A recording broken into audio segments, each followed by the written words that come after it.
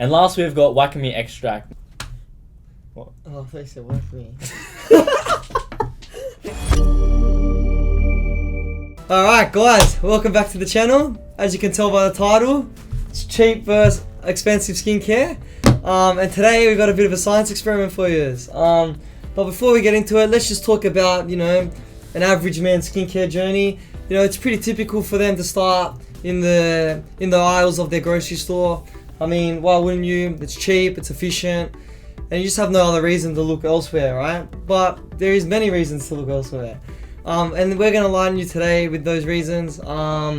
Look, people swear by the grocery store cheapies, and there's people that say, these pricier moisturizers are expensive for a reason. And it can really be hard to navigate that kind of middle ground between price and quality.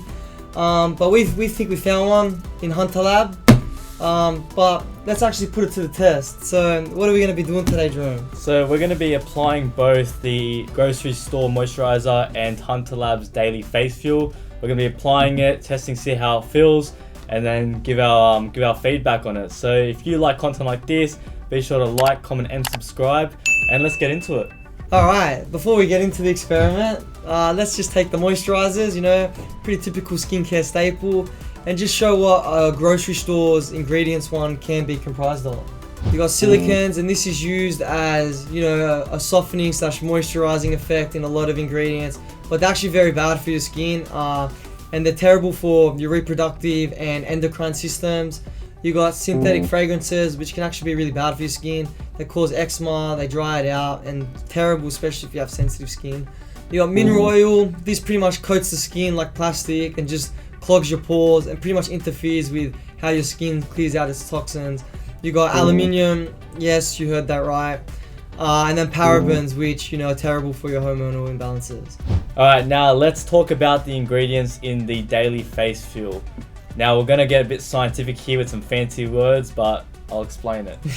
So first up, we've got avocado oil, which is a great moisturizing oil for dry skin, and it's high in vitamin A and vitamin D, as well as lecithin and potassium. So what this does is it soothes the skin and also helps with skin conditions such as eczema, as well as assists in the healing of climate damage, parched, unnourished, or aged skin. So next up, we've got macadamia oil, which is readily absorbed in the skin and is perfect for soothing, hydrating, and restoring. So next we've got passionfruit oil, which is rich in vitamin A, B, and C, and is packed with antioxidants and essential fatty acids, as well as calcium and phosphorus.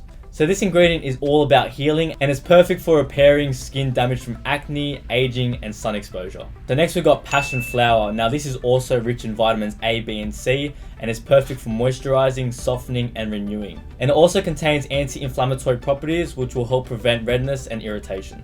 And last we've got Wacom Extract. What? Oh, I thought you said Wacom.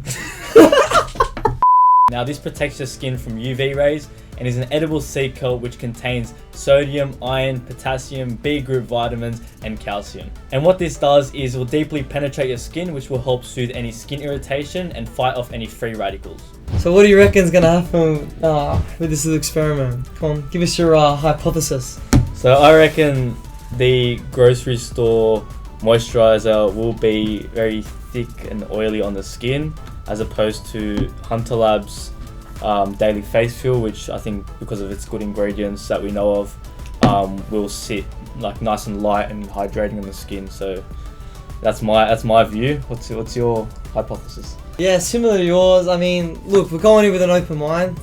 There could be cheap beasts out there, but I just feel like it's going to be oily. Even with some of the quality moisturizers, it sits on your face, your skin can get really oily. I feel like this will be no different. But I got high hopes for the Hunter Lab. I've heard a lot of good things about it. I've seen the reviews. So I'm pretty G'd to try that one out. Alright, well I guess the time for talking is done now. Let's get these tested. We'll see the results, and yeah, I guess we'll come back to you with the results in a week. So see you then.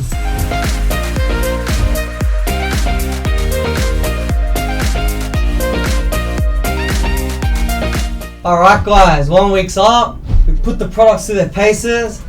We've ran them through the course and the results are in.